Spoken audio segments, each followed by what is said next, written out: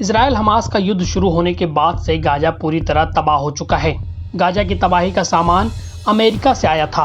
Gaza युद्ध शुरू होने के बाद से बाइडेन प्रशासन ने बड़ी संख्या में इजराइल को हथियार भेजे हैं। बाइडेन ने चेतावनी भी दी थी कि वह इजराइल को हथियार नहीं देंगे, लेकिन अभी भी पर्याप्त संख्या में इजराइल हथियार पहुंच रहे हैं। इसमें 10,000 से ज़्यादा 2,000 पाउंड बम और हजारों हेलफायर मिसाइल शामिल हैं। न्यूज एजेंसी रॉयटर्स की रिपोर्ट के मुताबिक 2 अमेरिकी अधिकारियों ने हथियारों के शिपमेंट से जुड़ी जानकारी दी है।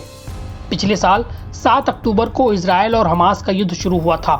तब से अमेरिका ने इजराइल को कम से कम 14,000 MK-84, 2,000 पाउंड बम, 6,500 500 पाउंड बम, 3,000 हेलफायर सटीक निर्देशित हवा से जमीन पर मार करने वाली मिसाइलें, 1,000 बंकर तबाह करने वाले बंकर बस्टर बम भी भेजे हैं।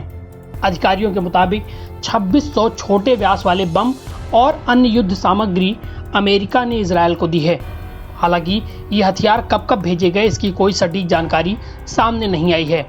एक्सपर्ट्स का कहना है कि शिपमेंट की सामग्री गाजा में 8 महीने के गहन सैन्य अभियान में इस्तेमाल किए गए हथियारों की आवश्यकता के अनुरूप है। 7 अक्टूबर को इजराइल पर हमास के हमले के बाद से बेंजामिन नेतन्याहू भड़क गए हैं। हमले में 1200 इजरायली मारे गए थे, वहीं 250 लोगों को बंधक बना लिया गया था।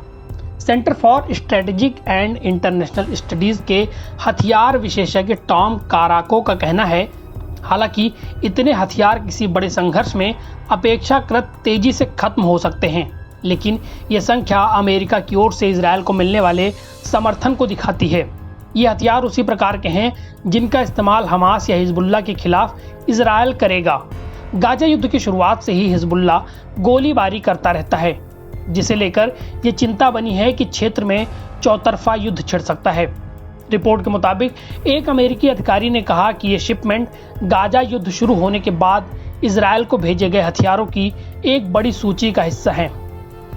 बाइडेन प्रशासन के एक वरिष्ठ अधिकारी ने बुधवार को बताया कि अमेरिका ने 7 अक्टूबर से इजराइल को $6.5 बिलियन की सहायता भेजी है।